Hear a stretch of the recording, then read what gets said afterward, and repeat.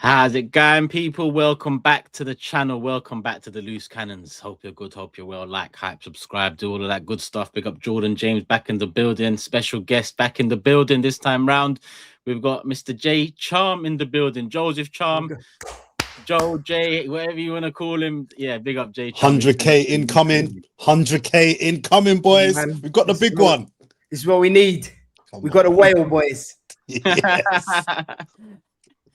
I'm telling them, just behind the scenes, Jordan was like, "Nice to meet you, my brother. I'm not familiar." Oh, with you your doing me work." dirty. You doing me dirty. You doing me No, dirty. I had to, because this guy actually sent me Joseph's profile and said, "Yo, we gotta get this guy on." And I'm thinking, when he's saying to him, like, I don't know you much. You look different. You look different, brother. You look different. You know what you got? Who's this guy? But you know you got to point out, Turkish. His whole attitude changed when he realized who I was. Yeah, I mean, he's like, sorry, bro, who are you, man? That's like, not true. He worked out, he was like, oh, that's not true. I was polite. I was polite, courteous, and welcoming, but I didn't know who you were. There was a little bit more sauce on it when I found out it was you. Sorry, but you know, before knowing your Britain's Got Talent, he was just there, like, so what do you do? Well, yeah. Okay. I didn't even look at me. You came like, in. Let's just get this one over. One should be a quick one and done, boys. Quick one, 15-minute podcast. Let's get him off here. Well, James just mentioned it, but Golden Buzzer, Britain's Got Talent. Man. Yeah, man. Mad. Yeah, crazy, man. It's been a whirlwind. Flipping. Yeah, like one day I was just sitting at work and I was just like, yeah, God, like I need to do this. And I know I'm funny. I've done stand up once or twice at that point, and I was just like, I've got to go for it and quit my job. I said a prayer actually March saying, like, if they pay me out, I'm gonna do this because I can't quit. I've got responsibilities. I've got 2 kids and a missus at home that will chop my head off if I just randomly decided, yeah, this is it, right? And then, bro, 2 months later, the company called me into office and offered me voluntary redundancy. And then that gave me all the sign I needed to know that it's time to go for it. Set myself a challenge, said I'm going to post every single day on socials and see where it takes me. Started with football content, was doing all right. Got to like September time, was like, yeah, now it's time to do the comedy stuff. And then within 6-7 months, we grew to like 100,000 followers.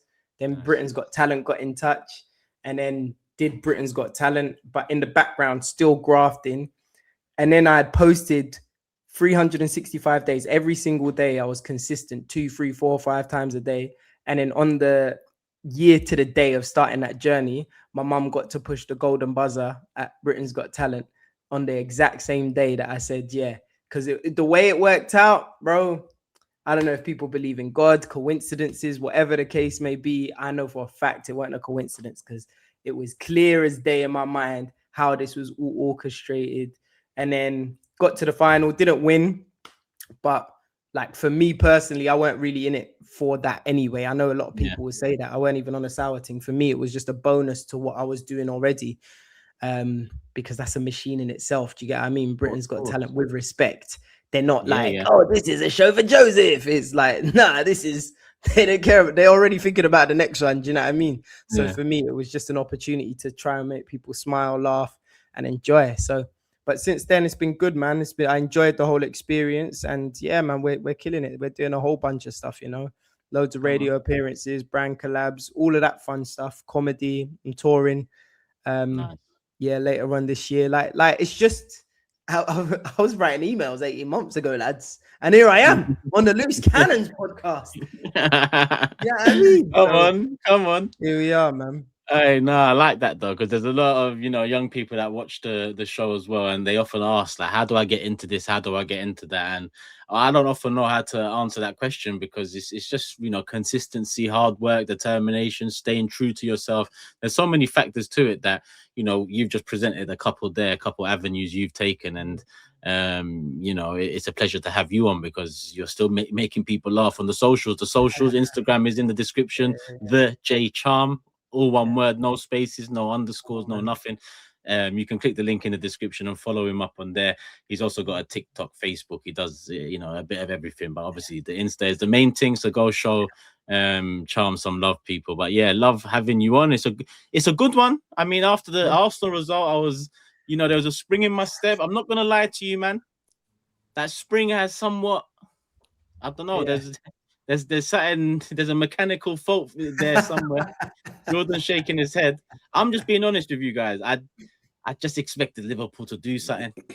I expected Liverpool, but we're not here to talk about that yet. We'll talk about Arsenal. We'll touch in on that, and then Brentford away, a tough away game coming up too. So quite a bit to talk about, people. So let's get to 1,000 now. Subscribe, notification bell on, and then show the channel some love. Show Charms Instagram some love, and let us know your thoughts in the comment section below. Before we get into the nitty gritty, you can see they're back. Saley's back, an eSIM company, brand new service, over 200 destinations. That's where it's available. So it's going to be available where you're going, where you are. And it's just a better way to travel. It's a better way to make sure you're not coming back to a mad bill. I've come back to a few mad bills in my life. And yeah, I'm trying to avoid all of that. And eSIMs have helped out with that because, you know, data abroad, buy what you need, pay for what you need, exactly what you need. And that is important, especially when you're traveling, because yeah, it can really get wayward. And Saley being available in over 200 companies, trusted service, show them some love, people. The QR code is on screen. The code is on screen, Cannons. The QR code gets you the app. Download the app first and foremost. But then when you sign up, use the code Cannons, and then you'll get 15% off your first purchase, wherever you're going. I see someone in the comment section. I tried to pull it up quickly, but I couldn't find it. Say they're going to Singapore next week, and they've just picked up Saley. So big up you and big up everyone that has supported. If you haven't supported, go support. I don't care whether you're traveling to Singapore or going to the toilet. Get an eSIM for the toilet, the bathroom. Protect yourself in the bathroom, you know, protect the data and all of that. James, you're laughing. You're on Saley too. I know what you're on. You in the bathroom, James? Yeah, for slightly longer trips than to the toilet, but yeah. Hey, some toilet trips can be wild. They can be a while still. You might need business class for some of them. It's true. I look forward to this being our final work with Saley. But no, big them up. I'm going. Oh yeah, I was saying on the last pod, I'm going to South Africa, Cape Town, in less than a month. Yeah, I'll be using it. I'll be using the code Cannons. Everyone, go put it in. You're a liar. You're going to use your code. Don't lie to the people. If you watch both podcasts, yeah, well, that was I was seeing who's going to pick that one up. But no, in all seriousness, there are other benefits. I just want to list. You save time because you download it and you get it set up before you actually land in the country. I think that's something people don't realize. Like, I think there's a feeling that you land and then you set it all up. It's there ready. Once you land, you connect, you're all sorted.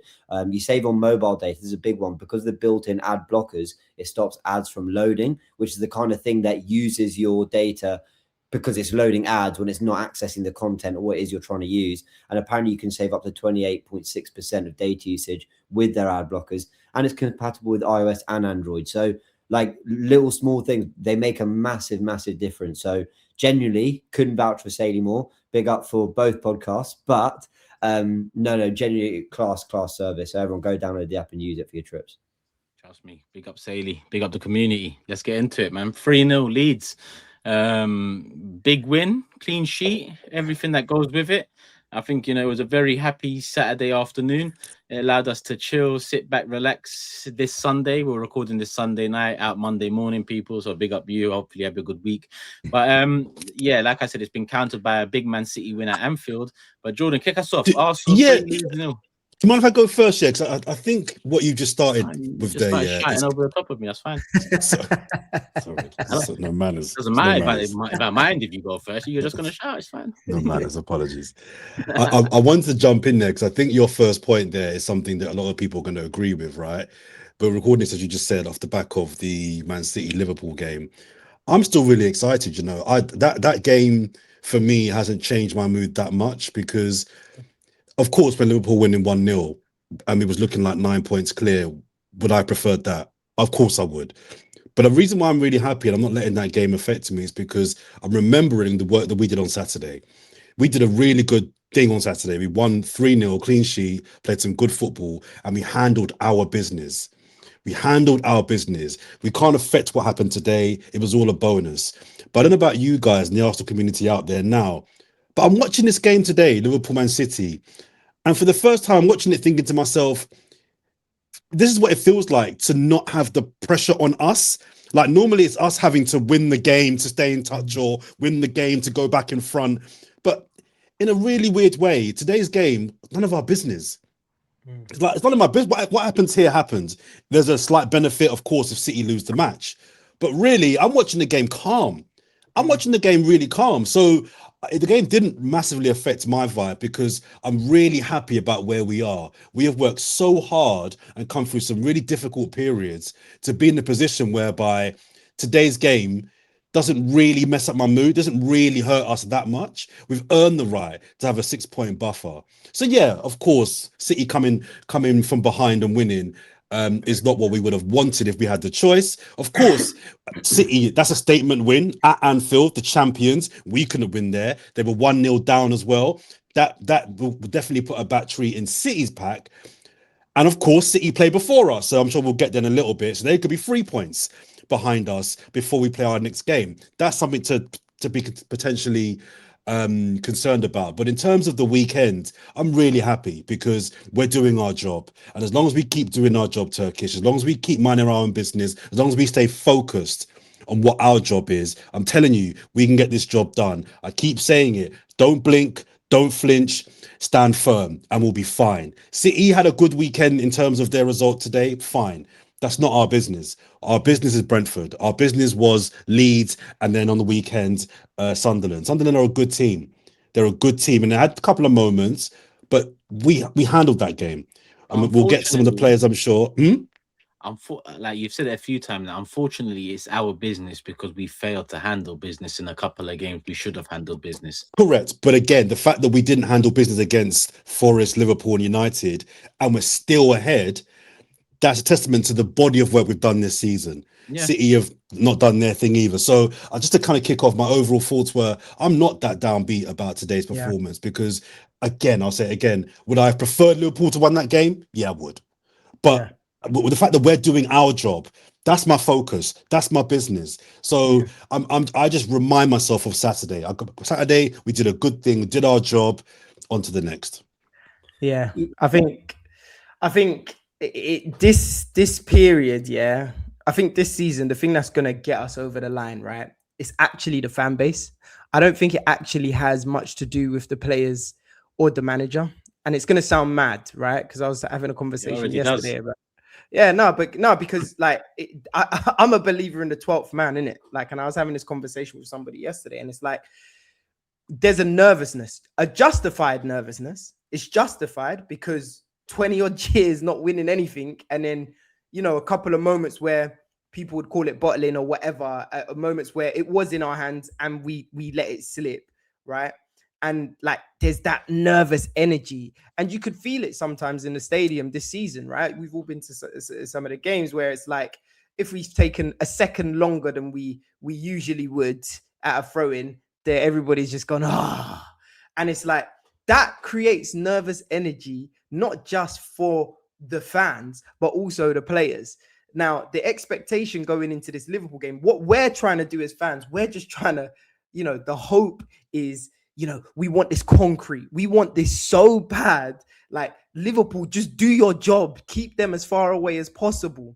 But George's right. We need to be looking at ourselves. We need to be respecting the opponents that are in front of us, because we made this mistake 2 seasons ago, right? 2-3 seasons ago when, we had it in front of us and then we started looking at the City result. And then we don't need to worry about everybody else's results. What we need to worry about is playing against a low block. And that for me is the big thing, the big difference in that performance, because Sunderland played against us. Do you get it? Sunderland said, we're going to try and play football against Arsenal. And that's where we thrive, because we can play football against teams that play football, right? That's one thing that we can do. And that's why, look at the Champions League, right? If you look at the Champions League performances and stuff like that, not many people can put a foot wrong with how we've played in the Champions League. But that's because every team that sets up against us is going, let's try and play against Arsenal. In the Premier League, most teams are going, let's just put 11 man behind the ball. We're not even trying to run a counter attack. We're just going to wait and then hoof it back up to them and let them run another attack on us again and see what happens, right? And then we have to find a way to unlock that. Bottom line is that nervous energy, the fans have to now, if you think about 3 years ago, because I'm going on for a while now, we were behind the boys all season. Like the stadium was rocking from minute 1 to minute 90, and you could feel the excitement, right? And the last couple of seasons, it hasn't been like that. If we're being completely honest, it's been you need to do better. The expectation should 100% be there. No question about it. But right now, we've literally got all the pieces to the puzzle to really make this happen. But you know what it is? You're a bold man to take 2 low blows and still not protect your crown jewels. That's how I see it. Because you're right. The stadium, those 2 seasons, beginning to end, it was amazing. Take it from someone who went from an era of success to an era where it was so toxic. I guess played my part in it through being online, but I didn't like it. I never wanted it to be that, right? But I just, I'm sorry, James wanted to jump in there as well, but I mean, to go through those 2 seasons and not feel some type of way when you're seeing against Forest, we're not, towards a shot on target in 45 minutes. It's not really, looking good, or Liverpool, a chance for revenge to go 9 points clear. You don't take it. Like those things, even as a big man, I look at I think we're going to win the league, by the way. I said we won't be second again in November when we first touched first. So I've been quite confident about it, but there's just this knack of Man City. We've had the chance to bury them already. And all of a sudden now they've picked up a win that might mean nothing. It might mean everything. But James. Well, so, I mean, we have started Liverpool City, haven't we? So I'll come in on that quick, which is, I can't pretend that when they got that equaliser, I didn't just have it was a punch in the gut and I thought, oh no, here we go. And then they got the penalty. By the way, what a mad game. Just actually, I just want everyone's opinion. I think, forget the red card, let the goal stand, keep it moving. What do you guys think? There's a lot of, technically the rules. And I just think, I don't know. I just don't agree with that. Szoboszlai hasn't prevented a goal scoring opportunity because they literally scored. So just let it carry on. What do you guys think? I want your opinion. Yeah, but objectively, this is the battle with the letter of the law and the spirit of the law, right? But we can't have our cake and eat it too. Agree. With the Premier League, with the referees and stuff like that, where we really want them to enforce the law to the letter when it suits us, but then want them to use common sense. Bottom line is we should be using common sense in football anyway, but those days are gone. Right, we've got VAR now, so now it's just a matter of them being as fair and consistent as possible to the law, right? And even the way they broke it down, it makes sense. I think it was stupid. It's anybody that's a football fan thinks it's dumb. Just let the goal stand. But it's not Sunday League. This is the Premier League, and then they're going to be measured again on that decision in another game where it doesn't quite go the same and the rule is a bit hazy. And so then it becomes a question of, you did it for that team. Why wouldn't you do it for this team? And then the consistency issues get brought up all over again. I agree with just briefly. I agree with the first part of what you said there. I think it's the rules, right? In an ideal world, you just let it go. Both teams are pissed off, right? Because City wanted the goal and Liverpool didn't want the red. So do you know what I mean? But if that game was 0-0, would you say the same thing? Yeah. What? Changing the rules? No. I think if it was 0-0, I'd say the same thing because the ball's going in the back of the net anyway. So Szoboszlai he's been sent off because he's denied a goal scoring opportunity, but he hasn't because the ball's ended up in the back of the net. I know it's only ended up there because Haaland's grabbed Szoboszlai, but he's only grabbed him because he was grabbed first. So basically, if neither touches each other, either Haaland's tapping in the back of the net or it's going in anyway. But because Haaland pulled, it's all just petulant. It's like when you see in the penalty area, 2 players grab each other. They just go, well, it's 6 of one, half dozen the other, so they let it go. Well, no. So Szoboszlai's pullback isn't petulant. He's trying to stop Haaland getting to the ball. I know. I didn't say that one wasn't petulant. Okay, but that one was to deny Haaland and to deny them scoring. But ultimately, he doesn't deny them scoring because they score. I don't know. I just think I get it. I understand why you break it all down. They made the right decision. I get it, but I'm just fine with. I don't know. I think the common sense go at each other and no one touching it went in the back of the net. I think before Turkish gives his view, I think the common sense thing as well. That's where I disagree because people always say just use common sense, but common sense is subjective. Yeah. And it's not very common. So what's common sense to you isn't to me. it is. Like every decision, like look at some of the handballs over the weekend. Like so many things in football and refereeing ultimately are subjective. Like with Declan Rice, we all screamed for common sense with that, and the Trossard, the red cards against City and Brighton. They had a much bigger impact. And we said, have common sense. It was a split second after. Don't give the second yellow. We wanted referees to have a little bit of common sense in that moment and recognize, all right, like, am I going to ruin a game of football for something that just seems a bit silly and a bit, unnecessary? I didn't want those to be reds, and I don't want this to be a red. Personally, common sense leaves the thing that fans always say is that we just want consistency. Well, if you want common sense, you're not going to get consistency. Nah, so it's either we have rules. You know what? I'm gonna have to disagree with you. I think fans are looking for consistency because VAR exists. Obviously, there's always going to be a general consistency expectation from fans in general, right?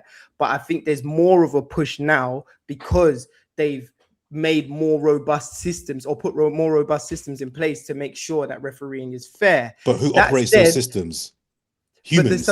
But subjectivity is what made football exciting. Subjectivity is what creates it, right? It's heartbreaking when you're on the end of it. 100%. A perfect example for the England fans of Frank Lampard before goal line technology comes in, right? When a decision like that goes against you, it's absolutely devastating. But then when you're on the other end of that, when you're on the other side, that's what creates the spectacle of football, if you will. Now, we're going to a place where I'm not saying it's over refereeing or over being pedantic with all of the decisions and stuff like that. But I think there's a bigger push for consistency purely because now we're saying, okay, if we're going to increase the standard of refereeing, then we need to make sure that it's very obviously got to be clear. I wouldn't be completely against all the refs in the league being like the main decider of it, because guess what? There's going to be some referees that are going to be better than others, and then it will be a judgment of. But even consistency, they're just not good enough. So I get Jordan's point. We all want consistency, and we're not going to get it because they're not good enough. I get what you're saying to a degree, and also, go on. Sorry, you go. Sorry. No, I just the common sense thing. I think it's. I don't even know if common sense is the right term. I don't know how to explain it. It just didn't feel right. Like I'm watching the ball roll into the back of the net. If Szoboszlai doesn't grab Haaland, it's going into the back of the net. He does, but it goes into the back of the net anyway. I don't know. Just in my head, I'm like, look, that should just. I don't know. Do you know what? Yeah, referee should be empowered. I can see it always, but I would rather it just was allowed. If we were denied that goal, and I'm thinking every goal might count in this title race, like every bit of goal difference, whatever, I'd be pissed. But Jay, let me ask you a question then. So what about scenarios in which a player handballs it off the line, for example, like Luis Suarez?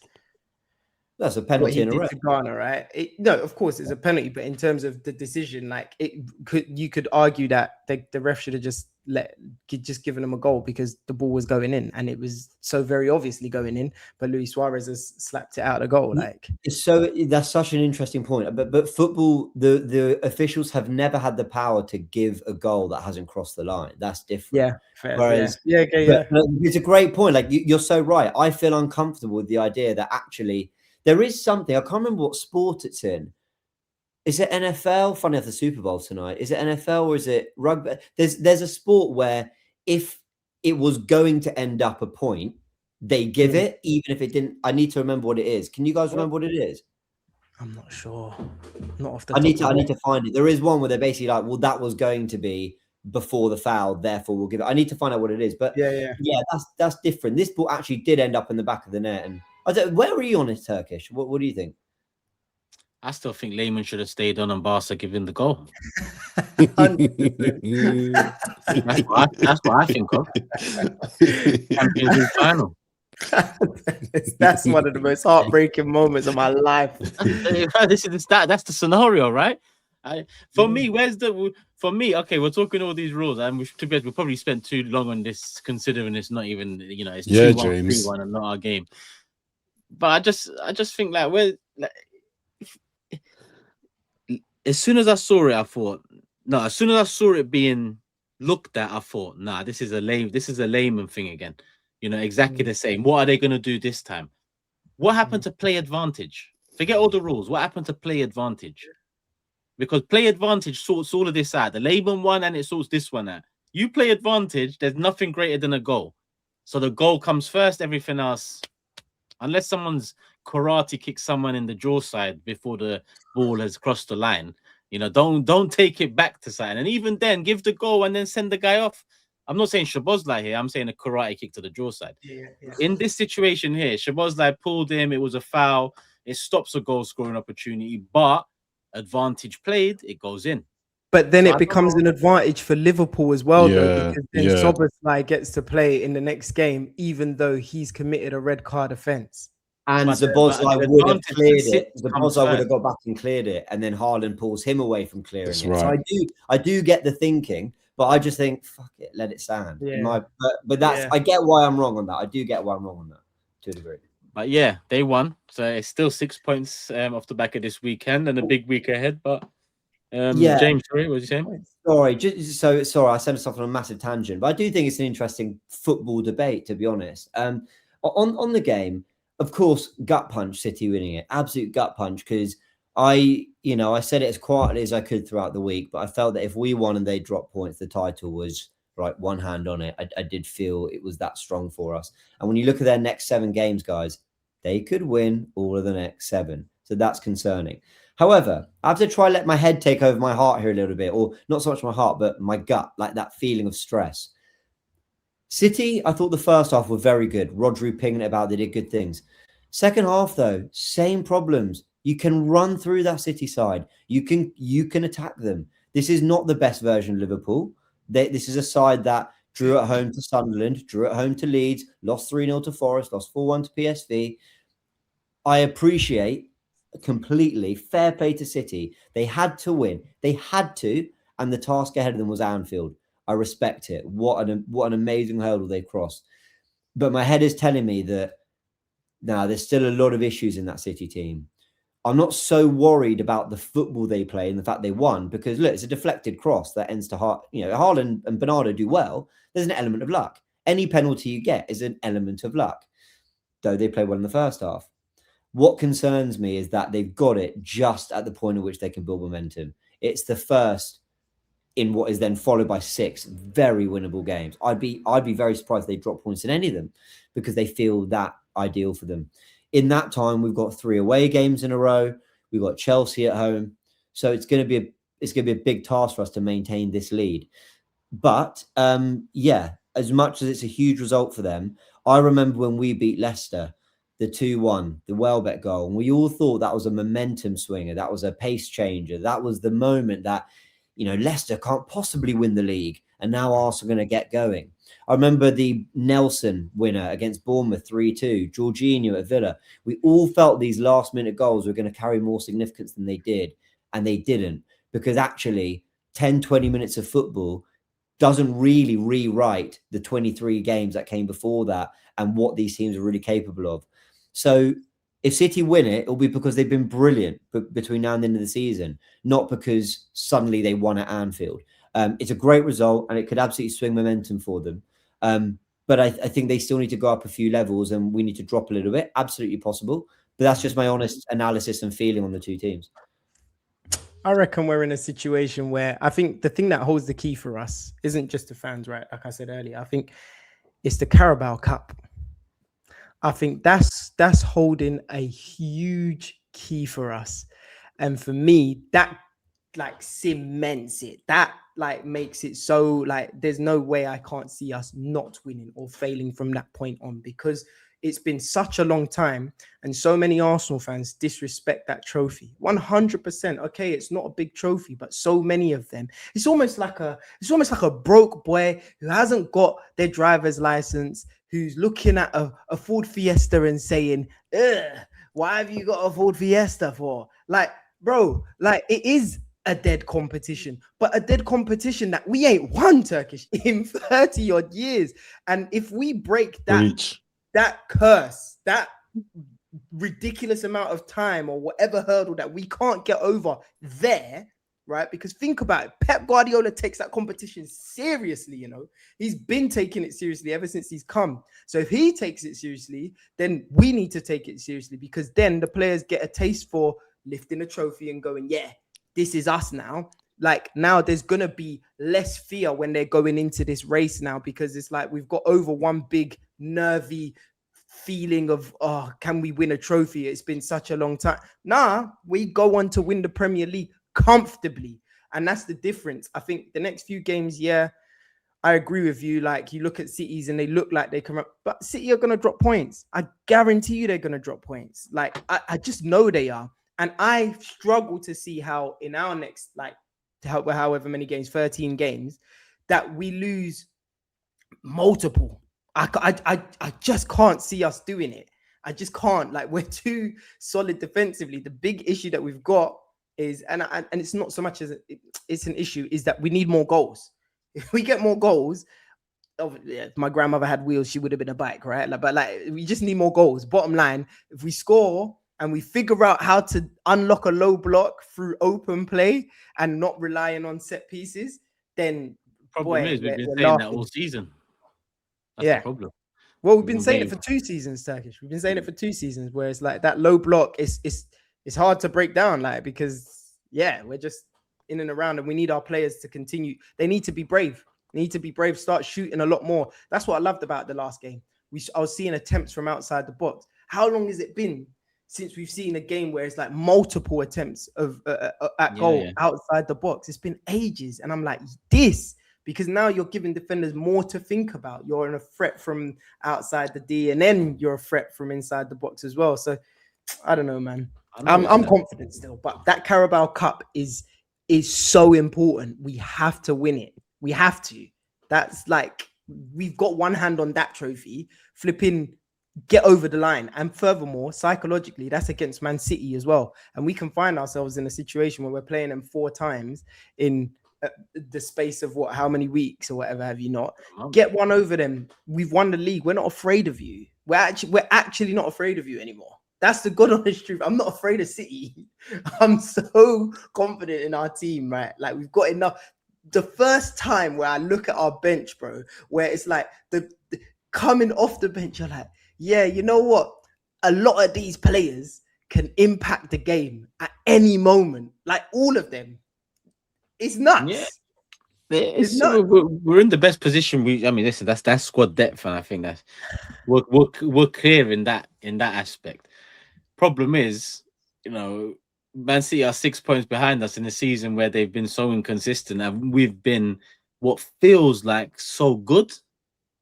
But then when I look at the gap and I just look at the goal difference, because goal difference is probably an even greater indicator or the source needed, And it's still too close for my liking, as strong as I felt we are, City are still there or thereabouts. So I've never completely disregarded them. Liverpool, long time, I said they're out of it early. Chelsea, long time, I said they're not even in it. City, I've always said 4-game swing and we're nice. That's why those games frustrated me. It's 6 points now, so it's a 2-game swing. Our goal difference is nicer because we have bagged a few goals in the last couple of games. Arteta, actually, let's bring it on to that, because Arteta mentioned something in the press conference, and it was about him. He was asked, as a player, he used to, take shots outside the box, and what he thought about, nowadays football, XG, making sure your chances are greater to put the ball into the back of the net. And his answer surprised me. I'm not going to lie. I don't know if any of you lot picked up on it, but he said, if you get an opportunity, you take it. So he actually went against the whole XG.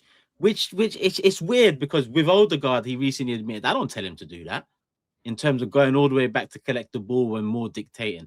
And now with the shooting, he says, if you have a chance to shoot. Like, is he telling us something without telling us something? Because I'm not too sure. And then this game, you're right, Declan Rice had a shot just wide. Martinelli had a shot from outside the box, and then Zubi scores from outside. It's just bravery, bro. It's bravery. Our players now, right? There's no question about the quality that they have. There's not a single one of us that will sit here and question someone like Martin Odegaard's ability on the ball and what he can and can't do.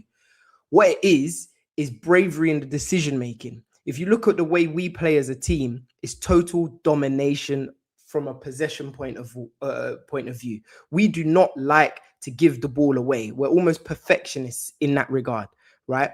And that has, I wouldn't say an adverse effect, but it has put players, some of them, in a position where it's like, I would much rather look after the ball than risk losing the ball, right? And sometimes we need them to risk losing the ball.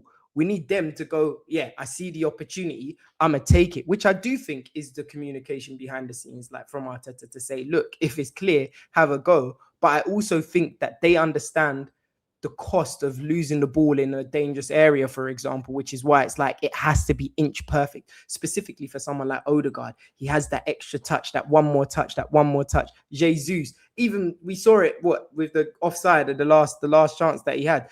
It's 2-inch perfect. It's like we're waiting for it to be perfect, but it's like that comes from a fear of getting it wrong. And we need that Alexis Sanchez type mindset where it's like, I'm gonna shoot.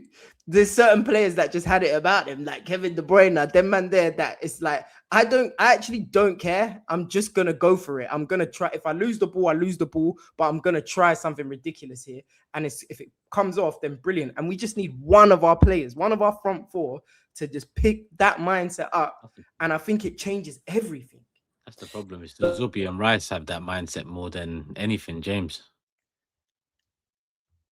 Did he freeze or was he about to say something?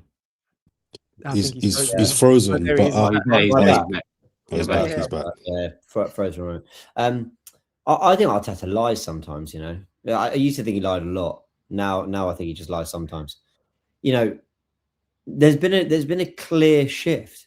We score way more goals from outside the box because we shoot way more from outside the box. I don't think it's just, well, all this time I've wanted this and now we've got it.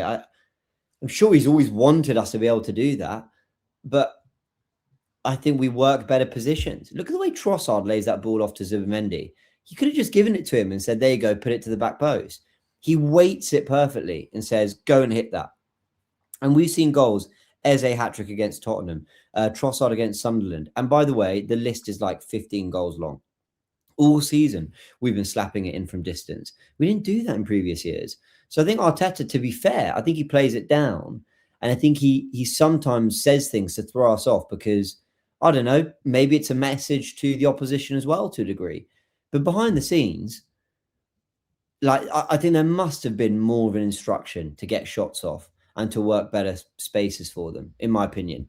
Yeah, the best teams, City and Liverpool en route to winning titles, go look back at the goals they scored in those league seasons. They score goals from distance all the time. People say that we're set-piece FC. Look at the amount of goals that these sides scored from just slapping it in the top corner from distance and letting individual quality take over. Sunderland are a stubborn team. We were doing all right. We were doing okay in the first half, nothing special. So we needed someone to just, we're going to say, all right, if you're going to keep dropping deep, then we'll hurt you from back here. And it's great that we've got that in the team. Zubimendi, that's his 6th goal of the season. I mean, we've been hurting teams from all over the pitch all season. We've been hurting from distance all season as well. Yeah, 5th goal in the Premier League. Was he joint 2nd top scorer now with a few players, if I'm not mistaken. And it was a beautiful goal. That goal was a very, very nice goal. I don't even know who to. Just reminds me of a Rosicky finish for us. You know, the way he just kissed it in off the post, just used the defender, give it a little bend around him, kept it low, hard. Yeah. You know, it was. And to be honest, James, you're right. I think you was being nice. I think we needed that. Our first shot on target, 34 minutes in, and Charm, you said it earlier. I don't think Sunderland played as low a block as we all thought they would. They was quite adventurous. So that made me more annoyed that 34 minutes in, that's when Jesus took that shot that Rose saved, but it was straight down his neck. It was Rice's shot that was the closest, but that was just, you know, just wide. So I was kind of frustrated. And then Zubi pulls that out. And then from there, you're confident it's going to open up a little bit. And that's what it did. But we needed that goal. And it's often a set piece that does it. We was talking recently about how many wins have come with a set piece opening up the game to begin with. This time round, we got it from Zubi. And listen, Zubi's done his thing. 5 goals at this stage from the position he's in and the manner of his goals. It's a welcome asset because we've needed other avenues. And what Gyokeres in particular brings, I know he didn't start the game, but when you stretch the defense back to goal as much as Gyokeres does in comparison to Havertz and Jesus, you open up the space in the midfield for these shots. You know, Rice, Zubi, Eze, You know, these men need to be taking more shots, whether it's bravery or whether it is Mikel over the last few months this season, tactically tweaking things or telling them. Maybe it's them over listening to Mikel over the years and making sure they're doing what he wants right, putting it before your instincts as a footballer, because it does come. The long shots often come down to instinct more than has it been presented on a plate for a long shot. It's shit. I've got a chance here to take a long shot. But, you know, sometimes when you're overthinking what your manager's saying, that can play a part at all times and it's detrimental. But we're a lot looser in that aspect now. And it was a brilliant goal. Brilliant goal. What do you think of the 4-4-2? I'll come to you, sorry, Jordan, because we haven't heard from you. But the 4-4-2 as well. I think it's working for us. I think the 4-4-2 has actually been consistent with our best patches of form under Arteta. 23-24, we played Odegaard and Havertz sort of together. And then Eze Marino when we beat Tottenham, Bayern. We had Eze closer to Gyokeres. I think it's when we look most comfortable as a side, when we're just more solid as a formation, as a platform, and then we have two together up top. But yeah, sorry, go ahead, Jordan. Yeah, no, I agree. I'm not mad at it at all. I think Havertz being in the team has added something as well. He's coming from deep, but then joining the other front man late on. So I'm not mad at it at all. I agree with Turkish you saying about the finish from the chef Zubimendi is beautiful. Outside of the foot, that technique is so hard. It's so hard, man. Only certain man can finish like that. It's beautiful, man. It's so good. And I also agree that I like how he's coming with a few more goals now, because our front line, there's not many goal scorers in our front line. So we need goals coming from midfield, because when Gabriel doesn't score from corners, and Saka, you know, is off form, which I think he is at the moment, you know, Gyokeres has scored a few goals recently, of course, but there's not abundance of goals coming from everywhere else. So Zubi stepping up now, I think is definitely warranted. The clean sheet, that's 3 clean sheets in a row. I'm actually still pissed off that we haven't broken that Chelsea record. I really wanted to break that record. There's not many records in football that I rate that record. I really rate that record, and I think but it's February. I get you saying that. No, I know. But at one point it was realistic. No, it was never realistic. No, it was. It actually was. The rate we were getting clean sheets, it actually was, and then we just collapsed. Sunderland, Chelsea, who else in that period? Who was that period? We just started conceding lots of Villa. We lost. Yeah, we conceded to just dumb goals and really stupid goals. So I actually think it was, but you know, it's just a record that I would have loved to have at least contested. And yeah, I think we're in 17 or 18 now, so it's gone. But that's 3 clean sheets in a row. I love my clean sheets. We've gone back to basics. And I'm Sunderland are a good team. I say it again, man. I like Sunderland. I think they're playing really, really well. So don't dismiss that 3-0 win against them. And I said at the time when we drew with them, I did say that draw is going to age well. When we drew with them, I gave the team a bit of sympathy. I didn't after the Chelsea game. I didn't after the Liverpool game. But the Sunderland game, I gave them grace, because I was like, that's a good draw away at Sunderland. They're a good team. So big up the boys. The Glock, he got 2 goals. Fair play to him. I mean, the first one he kind of fell over, but whatever. You know, he's hit with enough power. I don't care how they go in. I don't think anybody cares how they go in. It can go off the back of your neck. Like, just score the goals, bro. Like, now we're at the stage where I don't care how pretty it looks. I mean, slipping over and scoring is not something you can replicate. So I kind of do care how we score, because he won't do that again. I mean, he's had a couple of them, to be honest. We will, to be honest. He's had a couple he's the one person that probably will actually fall over and score again. It's a fair point. You know, on Rehad, the Gyokeres has a slip. Oh man, listen, if he can do that every single week, then fair play. That's probably more of an indictment of how poor he is than anything else. But anyway, I'm trying to give him praise here. Fair play to Gyokeres. He got his 2 goals. Martinelli was a menace. Martinelli is coming to a nice bit of form, a really nice bit of form. I'm liking what I'm seeing from him. He's not always scoring the goals, but a lot of the goals are coming from him or his work. So I want to give him a shout out as well, because this is the Martinelli I want to see last season. So big him up as well. I'll be real. It goes back to, again, how Sunderland is set up against us. They were brave and it's open. And that game suited Victor Gyokeres. I was calling for him to get brought on, because if you think about the player that we all signed, when you look at what he was doing at Sporting, it's like the amount of space and the amount of balls that we were able to hit over the back line and, getting behind Sunderland. Like, it was insane. And then when I said Martinelli and Gyokeres need to get on because this is a game for them. How many times have we seen Martinelli create a chance like that from a situation like that? Too many times since he was young, when he did it at Chelsea when he would nick the ball off Kante. Like, just give them a ridiculous amount of space in front of them and something will come off. I mean, to your earlier point, I'm not going to let that slide, that 15 goals. Listen, no one's a bigger fan of Gabriel and Saliba as a partnership. But you going for that record is like saying we need to win the league unbeaten again. It is actually that ridiculous. To concede 15, and the Premier League is a lot harder now, bro. Like, from an athleticism point of view, from the quality of the bottom half, I promise you, it doesn't. Go and look at the strikers that man were up against in that season. It's not so much about just the strikers that they were up against. Well, it kind of is. If the quality is higher, it's the quality of the team. The quality of the teams that look, we're talking about Sunderland, bro. Back then, I can guarantee you weren't talking about going up against Sunderland and saying they were a good team. You're looking at, bro, every team now. Kevin Phillips, 1 year. I mean, Paul, he's a serious striker, by the way. Man. Come on, man. There he goes. He's a serious striker, bro. From that, don't disrespect that. Like, do you know what I mean? Don't disrespect that era, bro.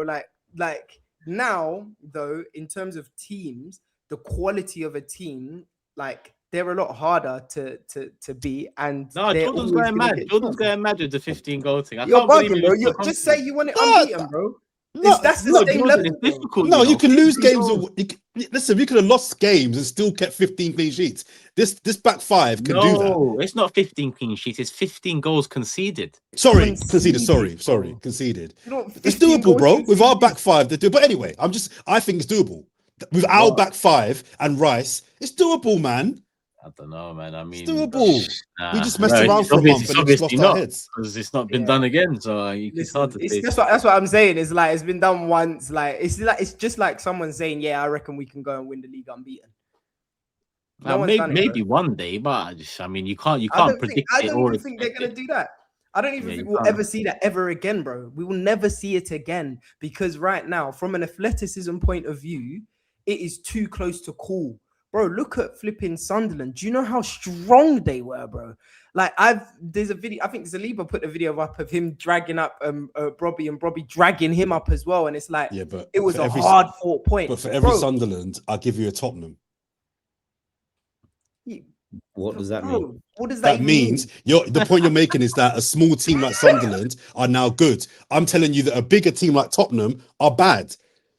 Yeah, and they still came from 2-0 down against Man City to pull it back to 2-2. 2 goals. The quality they've got. But they got players like Solanke who can scorpion kick it into the goal. Look, we had this debate a while back, Jordan, and you know what? I'll concede that the upper level, you're right, is not as good. I agree. Man United could finish second. This league is not strong. Okay, but everything, the tops come down and the bottoms come up. It is way closer. Everything is way more compact. Everyone can take points off everyone. And I actually think Man City are a great example of that. They lost to Man United on their first game with Michael Carrick. He had 3 days training. They then go and think, I win a game. They win at Newcastle. Everyone thinks, okay, wow, they're ticking. Then they put that second half in against Spurs. The points they've dropped to City and Brighton, managerless Chelsea and Brighton at home is who City dropped points to. Then they go and turn it around at Liverpool from 1-0 down. Like, I just think, I do this. I do a lot of looking at fixtures. I literally just said City have 7 winnable ones. We got 3 away games. But I need to stop because the Premier League is just not like it was even 5-6 years ago, where you can kind of go, well, that's almost definitely through. I went into this game against Sunderland nervous because I just thought you catch them on a good day. We're not quite at it. We're dropping points. But it's the same line. What? It's the same line that people say about the Championship. It's anyone can beat anyone. That's not a good thing. That's not an endorsement of the league. That's exciting. It's exciting, but that's not a sign of quality. But we walked the Champions League. What do you want? Like, unless you think the whole level of football's dropped. Do you think the whole level of football's dropped? Like, I do. Okay, then that's fine. But yeah, and that's absolutely fine. And I agree with Turkish's point that he often raises about the level, like, where are the Ronaldinhos and all that. And I'm with you guys on all of that. But the England teams, they walked the Champions League. Yeah, but that's not because they're better. That's because they got more money. They should walk here. So- They should walk here. Okay, Every money team in might be the Europe reason. right now from England should get to a semi-final of score every. you goals. Money Pardon? doesn't. Money Money doesn't absolutely score you might be the goals. reason. The players score you goals. What are we talking about here? The income that bloody Brighton get is more than Ajax. Ajax are European royalty. Yes. What are we doing here? No, Every but single Jordan- English team in European competitions right now should be getting to a semi-final of the Europa, the Conference, and the Champions League. And if you don't, you've failed. The gap in finances is so big. It's so much bigger. That's why we're dominating in Europe. We're better because we've got 10 times more money. So we agree. So we're better. Yeah. So we're better.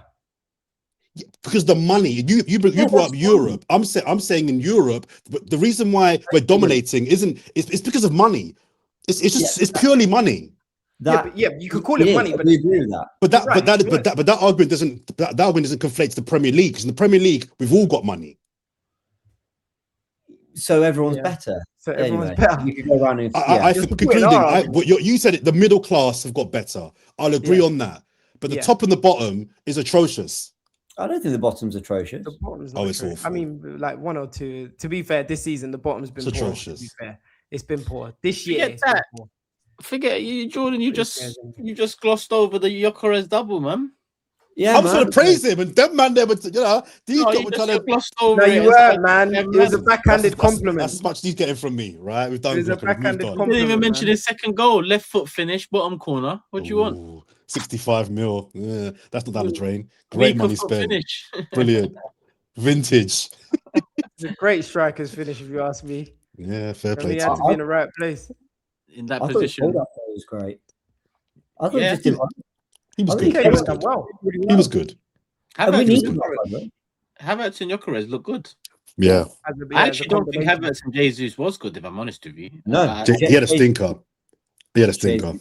I gotta give credit to Havertz, because in this role, it's probably his best run of games in this role, and to have it off the back of the big injury and big year out. Yeah. Well done. He looks like. Listen, people are gonna act like it was always the case, but on the ball he feels a bit different. And that, listen, it's only 2-3 games, but before I used to accuse him of someone that has the ball and looks like he wants nothing to do with the ball.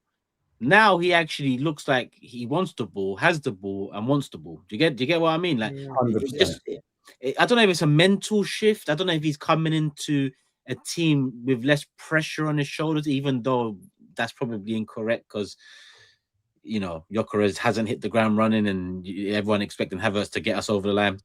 But I don't know. I feel safer with him on the ball now. Just if I'm talking about him in isolation. Before I used to feel like it was hot potato. He wants it, give it to the next one. Let me then invade space. Give it to me, I'll give it to the next one. Invade space. Now he's running with the ball a bit. He might drop a little shoulder.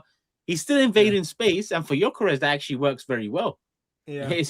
This whole thing is, you know, we've come a long way with invading space. But as someone who's, you know, criticized him a lot, I like what I'm seeing so far with Havertz. It's early days, but what are you laughing at, James? We've come a long way with invading space. It's just not something I thought you'd say. But you remember when Lee, is this all right? Am I in a good position now? one of the greatest Turkish moments. Maybe I actually don't know if it is this, by the way, but maybe it can simply be put down to he arrived with immense pressure. No one rated him, or very few did. He got good once he settled in. I thought most of 2024 he was great up until about October of 2024. I thought he was really good. Then we ran him into the ground. Then he got injured a couple months later, and now he's back. Like maybe he was never. I don't know. Maybe he was never. He was en route. I'm not gonna lie. I think he was en route to this. Like, I think there was definitely a period where he was poor, and like the experiment of playing in midfield was like a little bit uncomfortable. But yeah, if you look at how we set up with, you know, pre-season and you know the records he was breaking in the gym, he himself like was demonstrating that I'm gonna come and I'm gonna do something here. I'm gonna push you know, my own boundaries and my own barriers, because there's more to come from me. So it sounded like that was what the talk was anyway, that he was going to put in mad effort. And look at him, he's looking wham during pre-season. And then obviously the injury setback is obviously a big thing. But I think he's just picked up from where he's left off. And then we also can't forget there is pressure because there's competition now. There's competition for spaces.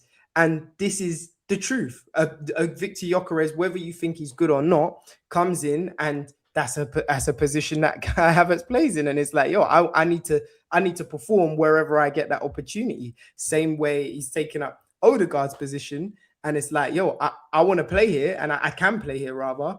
And I'm going to put in performances. So I feel like there is that hunger from him personally to perform. And I think he's been very good since he's come back into the side.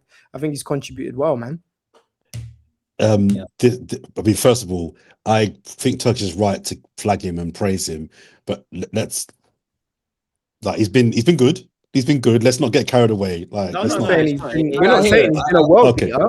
Okay, like, good. This is the problem with Arsenal fans, bro. Like, sometimes you're like, it's ridiculous how fickle we can be. Like, it's like, bro, like, we can say someone does good things. We could also criticize when they have. But you were saying stuff like he was always going to get to this level, and I'm like, this is the level that he was at before. And that's just not what he's had a few good games. Not in midfield.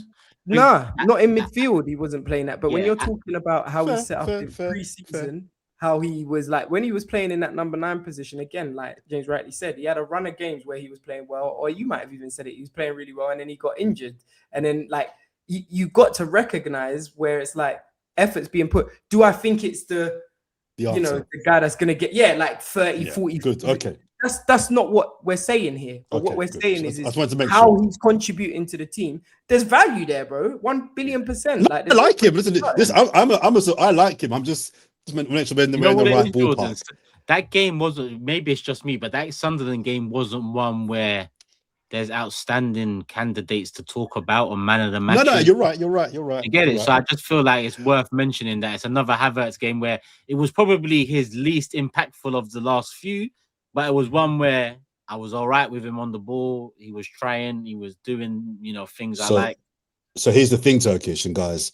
It's another game we've scored some goals. And who's missing? Odegaard. Yeah. It's a problem for him. It's not a problem for us. It's a problem for him. And I still rate the player, and I think he'll get it together at some point. But, I know Jordan always laughs when I mention, I've got a video coming out on the Goonverse tomorrow about it. But I actually do. I literally have spoken about this. What's this, the truth about Martin Odegaard? Yeah. Hoping for 150k this time. But I fundamentally think when Odegaard's in the team, we play with more of a flat midfield 3.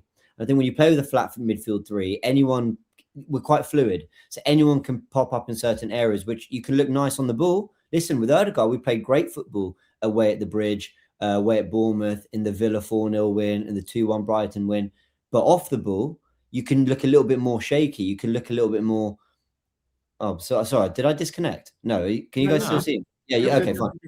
Off the ball, I think you could be a little bit more open. So you're saying that we've scored these goals like Odegaard, Jordan, which is a good point, right? I think the bigger takeaway is we're keeping clean sheets again without him. I actually don't. You're right. We scored 4 at Leeds. We scored 3 again. We beat Chelsea. I think there's goals in this team with or without him, really. I honestly think the bigger thing is that we look more solid again. The minute he came back into the team, Bournemouth 1-0 down early, then they pull one back. It gets a bit scrappy. First half in both games against Villa, they were getting in on our goal, and I thought, I don't like this. It's a little bit messy. I think we went 1-0 down in the first half against Villa. Trying to think of other games. I mentioned the Chelsea 3-2. We played well, but they scored 2 goals. Why do you think that is, James? Boring answer. When you have a fluid 3 and everyone ends up everywhere and you lose the ball, you're not in the positions off the ball to sort the problem and put the fire out as quickly. Whereas I think when you're more 4-4-2 and you're a little bit less fluid, you lose the ball, everyone's where they're meant to be. So if you've got Havertz and Gyokeres playing close together, the ball goes out to Madueke and you lose it, it doesn't matter because I think everyone's exactly where they need to be to press and win it back. But I think when it's Odegaard and actually he's dropped in and Zubimendi's run beyond and Rice is up there in the front, I feel like it's a little bit messier. Now, I don't know. That's just a working theory. I think that's harsh, man. I think sometimes we have the tendency to scapegoat players. Don't get me wrong. I don't think this is the standard that we expect from Odegaard, because we know what his quality is. And I think that's the most frustrating thing about him. But again, his issue in my opinion, is a bravery thing.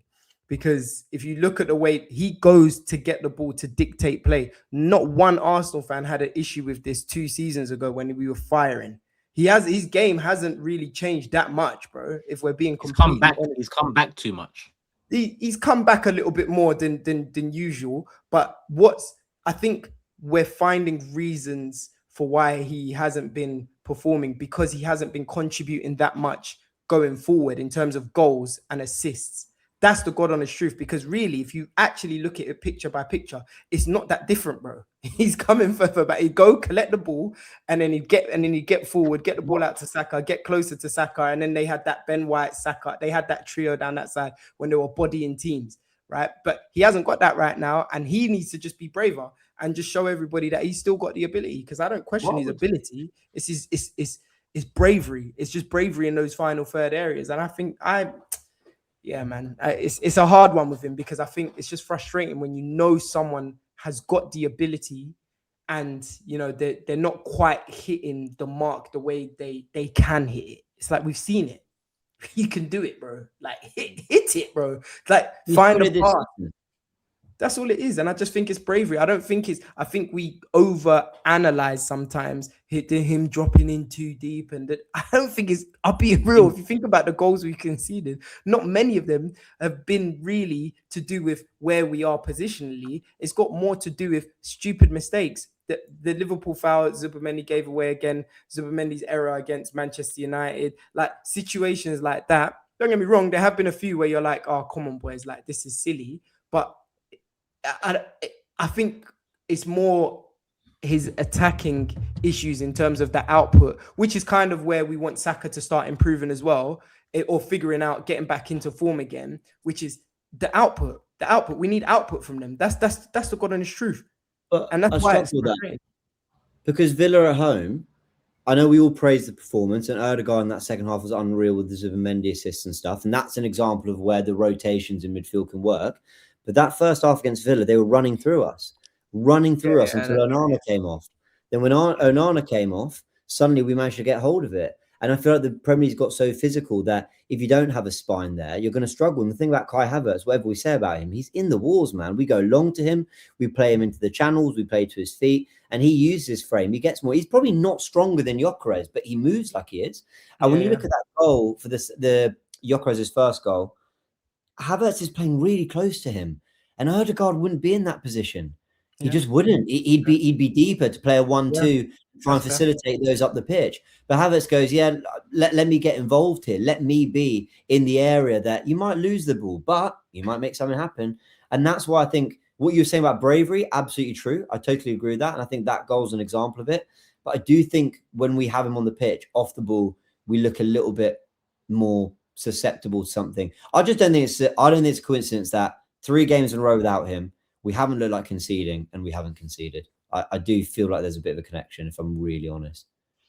I've also got to be honest and say in the first 30 minutes, I said to myself, not much has changed without Odegaard. So I think in the end, you know, when you take the results, sometimes, you know, in hindsight, it feels a bit different. But I think there's a fundamental problem in attack. That's what everything comes down to. Then I think there is players you can look at and prioritize them in how much they are having an effect in this malfunction in an attack at times, I guess you can call it, or the area of need. Because don't get it twisted, Saka's been nowhere near his level. I know he's injured now, but Saka's been nowhere near his level recently. Trust a few weeks ago, months ago, Saka never passes to Gyokeres was one of the reasons why our attack doesn't, you know, function the way we want it to function. One of the other reasons is Odegaard. Another one of the reasons is Eze's a moments player. Trossard and Martinelli on the left, they're not starters. You know, Gyokeres doesn't fit his system. Havertz, not good. Every attacker has had something over their heads in the past 2 years, 6 months, whether they've just come in or been here. Because fundamentally, the attack as a whole is not quite there yet at the level of our defense/midfield. So whilst that's the case, I think we're always going to hear pockets of people saying this is their opinion, that's their opinion, that because that's the world we live in now. It's like everyone's having an opinion on such, you know, all these. When the reality is, as long as we're winning, cool. We can raise our concerns because concerns if you don't take care of risks, they become issues, right? And we've seen that before. So that's a worry. That's the PTSD, all of that. But at the same time, we're winning games, and it doesn't look like we're dealing with the juggernaut we once dealt with. Round, breathing down our necks. That's a slight hope I have as well. Maybe going back to the original talk we had, maybe that's why I do feel some way about City beating Liverpool, because part of my confidence this season is not just us, but because I've seen us in moments not look like champions, but I've seen City not look like champions for the first time in a long time in a title race. So it's a juggle of why I feel confident. But in terms of the attack and Odegaard, I think there's quite damning evidence in the past few games. Even that one he come on second half, we went from 3 XG to 0.6 XG with him. Forgot what game that was. Kairat. That's damning. You come on winning the game is crazy. I know that off my head, and I don't like XG. So that's not good. But everyone's got it in attack. Everyone's literally got it in attack from pockets of the fan base, because it's not working like it should be working. So everyone's finding a scapegoat. Everyone's trying to find a scapegoat. Everyone's trying to find the reason why something's not working. Like you say, everyone was trying to blame Bukayo for Victor Gyokeres. Someone even tried to say it to be like, "Oh, Saka wasn't played yesterday," and look at, and I'm like, bro, none of the goals came from areas where and he tried to reference like, "Oh, he looks a lot better with Havertz and Trossard," and I was like, bro, he's played with Trossard for like the majority of the season. Like, come on, let's stop scapegoating our players. We can recognize that some of them, especially our attackers, might not be playing at their level, right? As in what we've seen before, but context matters as well, right? Again, we're playing against the lowest block ever. Bukayo Saka, for me, whilst it's not his level, he hasn't been putting in like major stinkers. He's had a couple, but he hasn't been putting in stink. His problem is it's just output, and we're not in teams and like recognizing how to deal with. And now it's like, well, how can you level up your game again now to change that, right? And the bottom line is we haven't got that just yet. That, again, I said his name before, that Alexis Sanchez style killer that a lot of people or a lot of the big teams have always kind of had, where it's like that one player that is just, it's all on me. Like, I don't care like what the manager says or what the players say at this stage, I'm going to take it. We've got it in midfield. We've got it at the back, but that front four, we've got some really great players.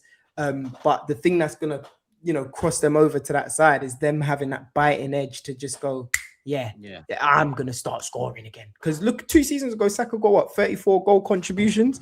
Like, and then what, 22 in a season where he was injured for a third of it. So like, we all know that he can do it. It's just a matter of time. And like, he's just got to find his form again. He's just got to find his form, and like we can make it work. But I don't know, man. I think our fan base, sometimes we like to scapegoat players. And I think really, if we really want to get this over the line and want to win it, we need to almost, and it's a big ask. It is a big ask and a ridiculous ask, but almost go in with blind faith, like, and just back them, like, no matter what, like, we have to.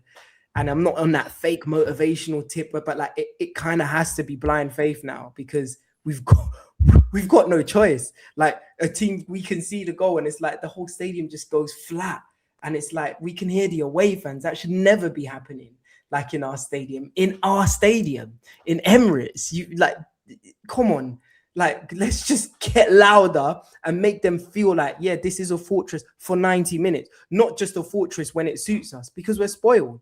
It's like, yeah, we're going to cheer for you. And then something goes wrong. No, we're not spoiled. I mean, we're not spoiled. We're not spoiled. Not spoiled by trophies, but like it's like our fan base is petulant. That's what it is. Our fan base actually is. It's like, sometimes it's like, we're like, yeah, let's get behind them. And then something goes wrong and it's like, yeah, we're not behind them. Like, we're wounded. We're wounded. That's what it is.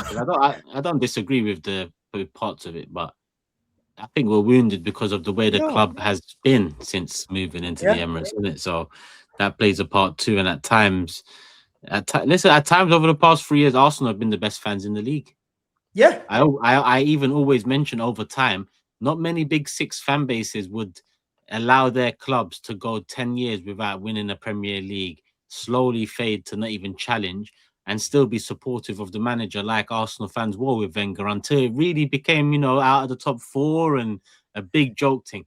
Yeah, we get put down a lot for that. Oh, look how you like Yeah, after 15 years nearly, that's how we acted. 15 years. Clubs are acting the same after 5 years, 3 years now. So I think in terms of the fan base, like it's push and pull. I agree with you, but also the natural like, oh shit, here we go again. That's a meme because oh shit, here we go again. It's a live thing. Like, do you get it? So it's justified. It's justified. Yeah, it's justified. We've been through hell, man. We've been through the mud, but like we can taste it, and we just need to act like we've been here before. The fan base need to act like we've been here haven't, before. bro. Well, act, I know. Act like it's different. Act is Just act like you've been here before. Fake it till you make it. That we got a lot of the new young fan base now. It's just like, yeah, boys, come on. I hear it. I get what you're saying. I hear it. We've got to. We have to, because like it's like people called Arteta crazy when he was trying to build this culture at the club and stuff, and we finally got it back to a place. And it has been rocky because we should have been winning trophies 100%, which is why I put so much into the Carabao Cup. And I think that's so critical because we win that, and I think the fans immediately just breathe a little bit and they just go, okay, we've got one in the tank now, like, and then like let's go again. That's it'd be a monkey off our back, like in terms of the pressure and the whole when was the last trophy you won argument. It doesn't define the season, Carabao, but I'm with you in terms of the importance of it, and we spoke about that last show anyway. But listen, we have got a big match coming up this Thursday. It could be 3 points, like Jordan said. Man City played before us. A favorable fixture that they probably will win. You expect them to win, but we didn't expect them to win today, and here we are, egg on our face. So yeah, I wouldn't mind a bit of egg on my face come the next one because I expect them to win, football gods. So see what you can do for me. But yeah, Thursday, Brentford away. Brentford in some good form. I mean, big win for them coming from behind, was it? Or yeah, they were 1-0 down and pulled back to 2-2. So it's a really good win. Keith Andrews doing an amazing job, and there's a major lesson there just for football clubs that sometimes it isn't about the manager. I'm not saying Thomas Frank didn't do a great job, but the structure and recruitment's good. You'll be all right, and Brentford are brilliant. Yeah, yes. Like respect. I respect them, but like I also like guys. We should pepper them. Like I'm gonna be real. Like we don't pepper anyone. That's we don't. No seasoning. Just bare salt. Bro, I don't care. Just win. Win. The chicken won't give you salmonella, but there's no seasoning on it. You're right. But guess what? You're fed. You're fed. Yeah, well, there's someone out there who ain't getting any chicken. I'm Jamaican. We need some seasoning in our food, brother. We're not even trying to have no bland chicken out here. I need some seasoning, right? It's another big one, and as you said, I think we will be 3 points ahead. And I just think we've got to focus on the job in hand. Brentford, like Sunderland, are having a good season. They're playing well. It's away. They're going to be up for it. But we've got to just focus, man. Start the game properly. No early goals conceded. Don't let their fans get up. And then before you know it, you're professional. Like Leeds away. You go there, quieten the crowd, and then you cook. All Caesar pepper comes out. Brown pepper comes out. Maybe a little hot chili comes in. And before you know it, bing, bang, bosh, you're 3-0 up. That's what I'm looking for. Professional job. Now from here till May is a professional job. Silence the crowd, take your chances, defend your goal well, see the game out. I don't want no late equalizers. I don't want no stupid goals, no dumb reds. Just go there. We are better. As you just said, let's act like we belong. Let's act like we're the champions elect. We need to start moving like that and stop looking at City behind us like, oh, it's 3 points. Forget all that. City are not the team, but we've just got to handle our business and we'll see them off. That's all. I want an early goal. Give me an early goal. It's been a while. It's been a while since I've seen an 8 minute to 10 minute. Yeah, here we are. Now what? The whole thing though, Jordan. The whole don't worry about them thing. I know that's a big thing nowadays. Like, don't worry about them, do what you're doing. And the sentiment is correct. I just don't think it's real. I don't think it's the truth. Like, no, people will. No doubt, people will be part of a rivalry or like a title race is hoping that your ops are like, do you get it? Like they drop points, and because even when I think about like 97, 98, I was young, 10, so it was different. I was just riding waves. But 01, 02, 03, 04, I was heavy. I was heavy on the hate watches before they were even called hate watches. I was heavy on them. I loved it. I used to sneak into pubs to watch to hate watch. Little Turkish with no beard. Yeah. I love that. I I'm had not the Buries. I had the Buries. little Perez. Oh, jeez, the French thing. I'm His not. channel wasn't big back then. Those hate watchers didn't quite get the same viewership. Yeah, the traction wasn't there. Listen, I'm not saying that I don't think Arsenal fans will be watching that game hoping City lose. I will be too, of course. I'm talking players as well. The players use it. They can. Like on one hand, they could mentally get them. Oh shit, they're free behind us. On another, that's the problem. Like, that's the problem. Turn that around and be like, how are these man 3 points behind us after what we've done But this is the reason why I don't want him to look at the result either way, because my biggest criticism of this Arsenal team is I still don't believe this team can deal with pressure. I don't believe that. So I'm saying forget them altogether. Don't look at the result they've won and think, oh, sorry, they've lost. Oh, they've lost, therefore we're good.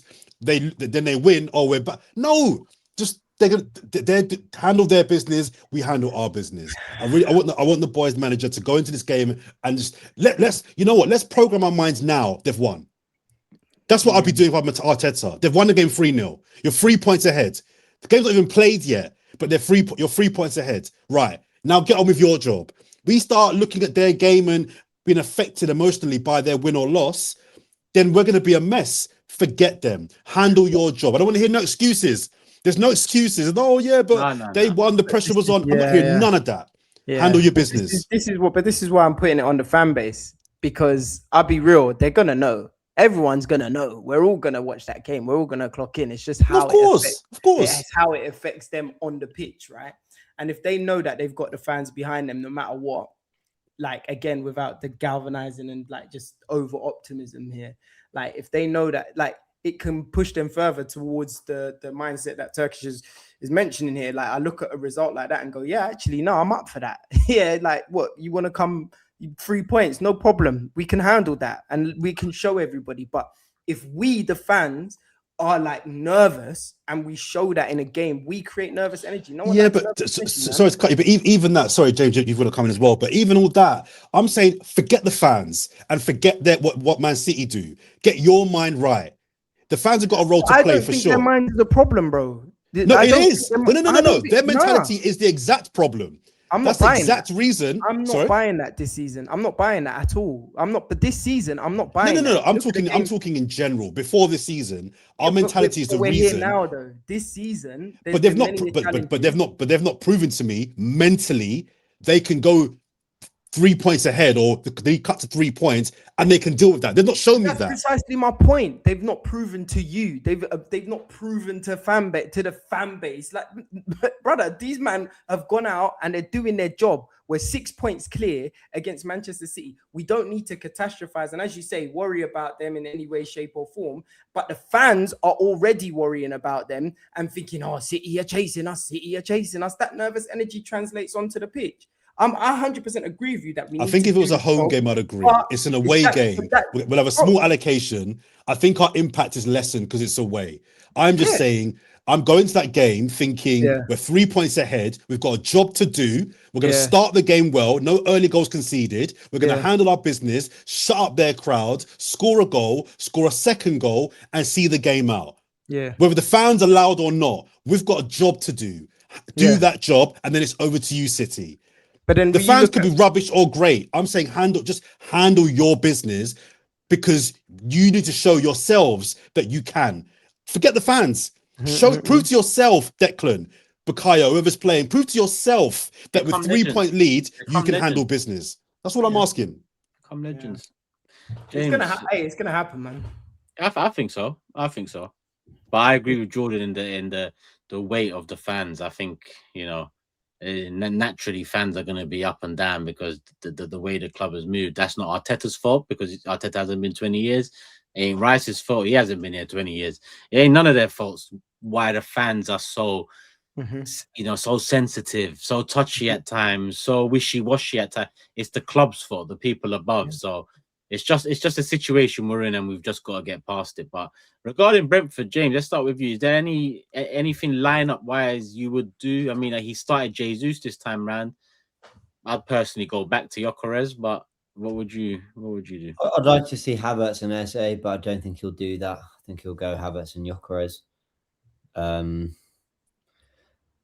I don't want to start a massive chat about it, but I'm not loving Timber at the moment, if I'm really honest. I think he's giving the ball away a lot.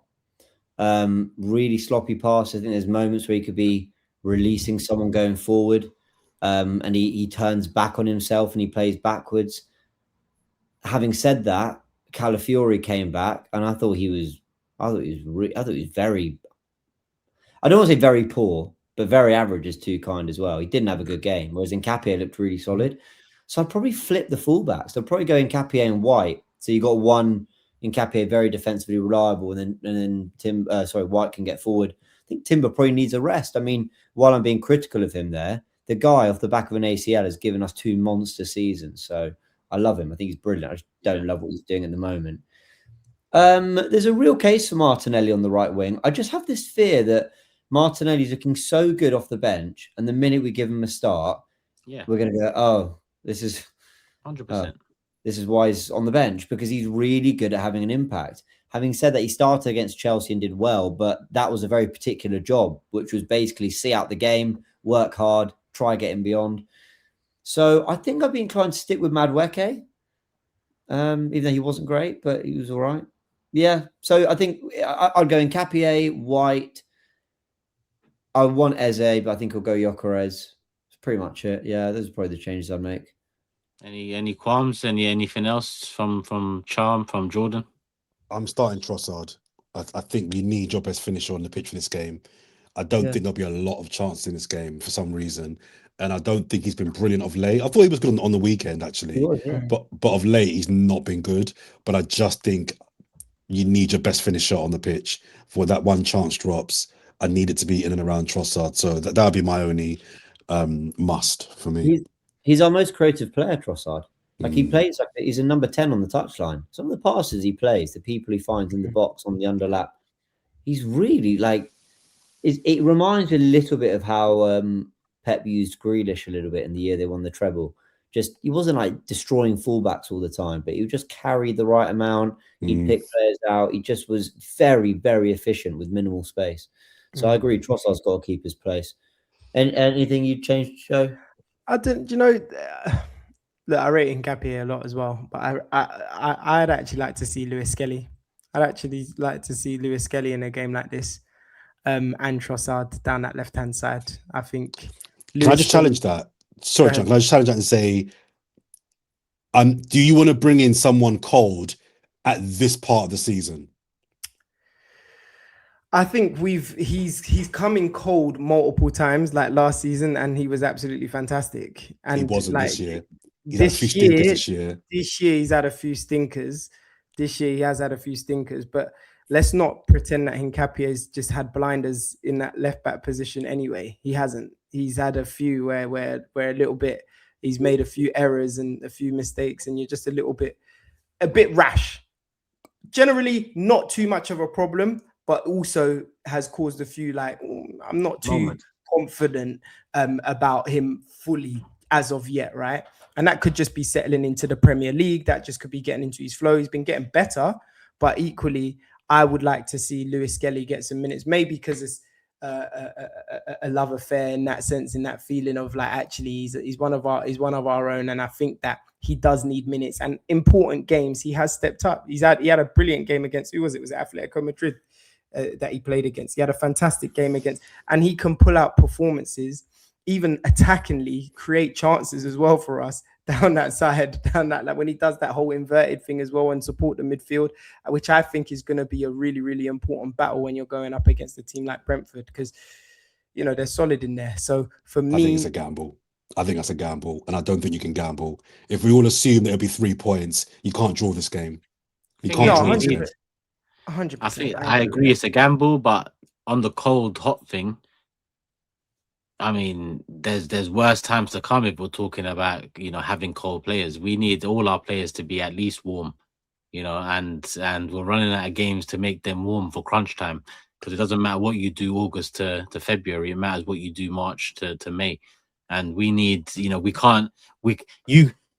shouldn't be able to say that to me next month, Jordan, because Hincapié might have picked up something. You shouldn't be like, oh, is he too cold? Because the squad management should lead to our fringe players getting enough games to be warm enough to come in now. Because otherwise, what's the point in having squad depth if they're not warm, then they're too cold? What's the point in having squad depth if when push comes to shove, March to May, they're not ready to go? Because that's when we're probably going to need them most. I agree, but on this particular position, Lewis Kelly's our third choice left back. It's not often your third choice left back is going to get minutes. I don't mind our third choice left back being cold. I don't think I'm not all in on Hincapié yet either. I like him, but I'm not totally in on him yet. But he's not been that bad that I'm concerned about whether he plays or not. I'm cool with him starting. I just think at this point in this game, minimize the risks. And as much as I love Lewis Kelly, he's not had a good season and he is cold. And I think bringing him in for sentimental reasons, I'm sorry, I don't care about all that. No, it's not just sentimental reasons. Obviously, I think maybe that could be influencing my decision here potentially. But me more so, I think he also offers more attackingly than Hincapié does. I don't think Hincapié offers us much going forward. I agree with that. And I just, I want a clean sheet. And if we keep a clean sheet, I think we win the game. And I think the best chance to get a clean sheet. But then it goes back to that feeling, and then because then Arsenal fans are going to complain that we're not playing attacking football and that we set up too defensive, and then we're not creating enough chances to score goals. I think every Arsenal fan will accept a solid, boring 1-0 on Wednesday. Yeah, but I don't think it's a win, bro. I don't think any Arsenal fans ever going to. Right, so then you're saying Arsenal might complain if it's a boring defensive game. I'm saying if it's a boring defensive game, no one's complaining on Wednesday. But then if it's a boring defensive game and we go away and it's a 0-0, you get your clean sheet and we don't get the 3 points, you'll say that the team bottled it.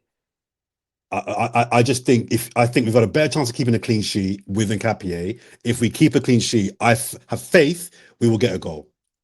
But this is where we're relying heavily on, like, let's say for example set pieces and things like that when a game hasn't necessarily gone. Just Gyokeres, do your job. Trossard, do your job. Madueke, do your job. Eze, do your job. The back four are doing their job. But setting them up for success is getting other players that can also create chances for them. Isn't that a better option to do? Not the left back. I think it's too risky for this one, but I think I need Lewis Kelly in better form for March to May. I've seen enough to know he can be a difference maker in some big games. He should have been against PSG first leg. Martinelli should have buried that, and he would have had an assist in such a big game and potentially turns the tie around. So I need him back into some form, but I agree with Jordan. He hasn't been on form. How do you get on form? You get given chances. With Carabao Cup action finished now, it's only one game left. FA Cup, Wigan. That's a test there, potentially, depending who we get in Champions League first round or last 16, whatever it is. But let's move on. Let's move on to predictions because we are coming up to an hour and a half. Hopefully, we are coming up to 1,500 likes. If we're not, make sure you hit the like button. Make sure you are subscribed. There's a bit of change. I say change, I mean points-wise on the prediction table. This is how it's looking. I am on 41 points on the top with one correct score. The guest is now 1 point behind me on 40 points with one correct score. James, one correct score, 30 points. So that's 10 points behind the guest in second. And Jordan has got 26 points with one correct score. So the changes. Me and Shay both predicted 3-0. So we got 3 points for correct scores.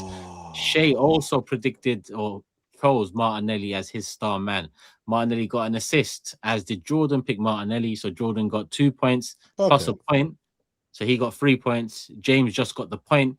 I just got the 3 points correct score, and Shay, the guest, got 5 points with a correct score and Martinelli assist. So that's how it's all looking. The guest is creeping up to top spot, 1 point behind. Stinker. It's embarrassing for us, Jordan. This is really bad. We should really be bad. Absolutely ashamed. This is really bad.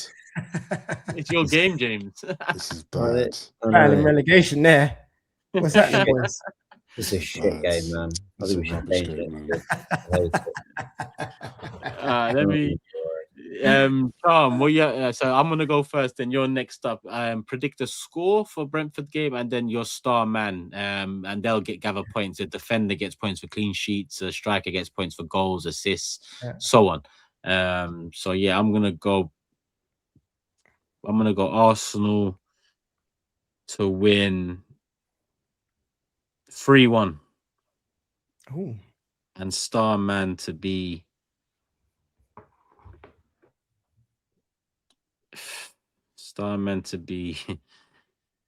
nah, man, this guy just got a double, man. He ain't gonna do it again. It's so rude. Rice, I'm going Rice. It's so rude. Charm, go on. Prediction. I reckon we're gonna do 2-0. I reckon it's gonna be a 2-0 win. In terms of star man, can it be the same? Yeah. I feel like Declan Rice is gonna do something important in this game. To be honest, he's due something, isn't it? It feels like he's due something. Yeah, actually Gabriel. Cool. I think Gabriel. I'm gonna change that. Could have been Declan Rice, but I think Gabriel's gonna be monumental for us. Cool. Gabriel 2-0. James. Yeah, same with Gabriel. Also, because I'm looking at those clean sheet points, I think we're going to win 1-0. But yeah, I'm looking forward to a tough night in West London. Yeah. Cool. So we've got 3-1, 2-0, 1-0, all wins. Jordan. I'm gonna go 2-1 Arsenal. King Kai. Oh. Okay. I think there's to be a late goal. What, late You winner? thought we were gonna go 15 games? 15 goals conceded in a season? Well, that's done now. That whole thing's done now. So we might as well just you know what I mean? There's no target anymore. Forget that. You know what I mean? So that's our predictions, people. I've gone 3-1. Charm's gone 2-0. James has gone 1-0. Jordan's gone 2-1. And we've all predicted different star men. Let us know your thoughts, predictions, star men in the comments below. And on that note, before that note, I mean, I got this picture sent via X. Yeah, so I want to address this for our people that are watching this. I had so many messages on X and on Instagram, people saying to me, "Oh, is this you, Jordan? Is this you, Jordan? I thought you didn't like Gyokeres. I thought you didn't." Listen, it's not me, right? It's some guy trying to be me. It's some guy out there he's claiming my name, claiming my chubby cheeks, claiming my flat cap, claiming my smile, but it's not me. All right, so just everyone know that was not me, the Emirates, doing up Gyokeres. I'm a Jordan, grown man. I don't do that. No, we don't do that. Don't do that. Just do it once, bro. Just do it for the 100K, bro. Don't be silly. Don't for the be silly. 100K, bro. All right, so if we get 100K, I'll do it on the next one. All right. So you better get sharing. But yeah, it wasn't me. Okay, thank you very much. We need that golden buzzer. That's what we need. We do. Can I just kick off? I got a few and I'll rattle through very quickly, Chuck, I promise. I got one here. Every time Jordan speaks, you can see James's soul leave his body. And there was a few. There was a few similar like this. That's one of mine. Like I knew that, right? Whenever I talk, I can see Turkish and Jordan, Turkish and James, so it's like totally locking out. But I'm used to it. But I didn't know everybody else could see it. I thought it was just me that could see it. The problem when the guest starts doing it now as well. Yeah, it's like, who's this guy? Just waffling on. Another one. Well done, Jordan. You've angered me with your analysis. Well played. I wrote a long paragraph and then realized I need to go and actually spend time with my family who care for my mental health, unlike you. Now, I would totally agree. Go and spend time with your family. Go and have some sex, eat some good food, see your kids, watch some Griselda. I recommend it. I just finished His and Hers on Netflix. Yeah. You know, go and check out all the good things on TV, because your mental health is not my concern. I wish you all the best, my brother. But you don't need to be getting worked up because of my debates and my arguments, right? So just your family's what comes first. There was that. Then there was another one. Really enjoyed the show. When you disagree, but also understand where people are coming from. Always a good sign of a great debate. Love this show. And that was in reference to so many people misunderstood the argument I was making last week on the podcast, right? And if you disagree with my point, that's cool. but there's so many people just quoting things I never said. So, but I like that one. We can disagree. We can disagree. And we can shake hands and we can walk away. Final one. It's mentor and protege, Jordan. Come on. Mentee ain't a word. I'll leave that one there. Those that remember last week's show, some people just, their minds just baffle me. And my brother just got back from Mali, 3 weeks holiday out there, and he was saying there's a massive Arsenal community out in Mali. So I want to big up all my crew, all my Arsenal crew in Mali. He didn't mention they watched the podcast, but he did say there's a big Arsenal podcast, big Arsenal fan base out in Mali. You're about to make me say something mad. Forget brother, Just man. saying. I'm gonna do this every show. Last one. That's the last one. How are we gonna do this? Like, Big up big up my boys in Caracal. There's a big Arsenal fan base in Caracal. I don't know if you watched the pod, but big you man up. And my boys in Penn. Big up my name had a business trip there, so just shout them out. Yeah. Oh, shout out to all the Sierra Leonean Arsenal fans while we're here too. Yeah, man. Come on, come on. Big up Sierra Leone, little man. You see. Come on. That's me. You didn't even have the best one of the lot, but James, I'm sure you're gonna have it. So if you've got it, let's. I do have it. Do you have it? Dear. What did I miss? Yeah, be my guest, man. I prefer hearing it than reading it. It's a good this ain't gonna be good. It is rude. Comes from Damien. The fact Jordan gets paid to give his football opinion. Oh, I saw that. Rude. Honestly, gives me rude. Hope. Rude. Then he goes like just rude. Real hope. If that's a thing, then I could probably learn quantum physics overnight, discover a new planet, and solve world hunger before lunch. It's just out of order. It's just out of order. There's no need for that. Absolutely outrageous. There's no need for that. Mate. It's just rude. Hey, I mean, first of all, he makes the assumption I'm getting paid. Maybe I'm just doing this for pants. When you got Charm, a comedian laughing, you know the comments. It's rude. It's such rude. The internet is the wild west for that. Bang out of order. I had that one. That was my favorite one, the James one. I had the one Jordan started with about James's soul leaving his body. So the one I've got remaining is from Thomas. And he said Jordan walks in like the solution and walks out as the case study. That's what. Do you know how fucked that is? That's so bad. That's so bad. That is. That's so bad. You're a legend, Jordan, because you deal with it so well. I know what? I didn't even realize I was making it obvious I couldn't stand. No, it was bait. It was bait. But I thought I just saw it. I didn't know that everybody else saw it. I thought I could just play it off as like it's 1 a.m. and I'm shattered, but okay. the disdain on your face when I start talking is so bad. Where you go, couple things. Yeah. People, listen, hour 37, 38 minutes on the clock. Make sure you are following the J Charm. There's a link in the description. That's Joseph's Instagram, his main platform. He does TikTok too, Facebook too, but you can find those avenues through the Instagram. Funny guy, lovely guy. Obviously, he does the Arsenal content too. Pleasure being on. Joe, hopefully you enjoyed, my bro. No, man, I loved it, man, and I appreciate you lot. What you lot are doing is brilliant here, man. So, like, I had a good laugh, good conversation. Like, listen, I don't normally chat past 1 a.m., unless I'm talking to the missus. So, you lot have done a good job to keep me entertained enough to not feel like I'm losing out. So, don't get Jordan started, man. Yeah, for real. 110k incoming. Big up yourself, man. Best guess.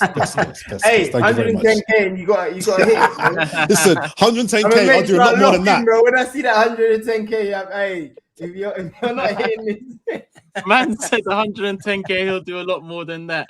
All right, on that note, like, subscribe, love for the love, people. Go follow Coolest Disabled for that one. Link in the description.